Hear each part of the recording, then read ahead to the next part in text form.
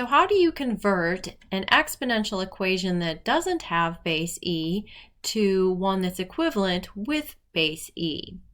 Well, let's start with our given example, y equals 780.491 times base 1.403 raised to the x.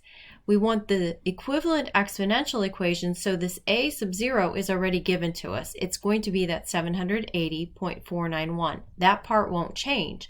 But what's going to change is the base and the fact that my exponent is no longer going to be just x, it's going to be the rate k times x. All right, so what I'm going to do is assume that this will work for any x, so let's just let x be 1, because that keeps things simple. Now, if you want to use 52, you're welcome to do that. It just makes a little bit more work. All right, so if I make x equal 1, then I set the given equation, put in my 1 for x, set that equal to my new equation with base e. Notice the exponent is going to be k times 1.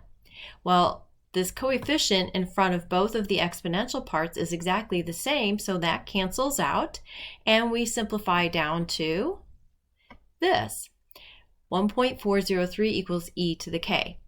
Now, in order to solve an exponential equation, we know we can take the natural log of both sides and then apply the power rule, which moves the k out to the front. And ln of e, of course, is just 1, so that gives me the answer that k is approximately 0.339.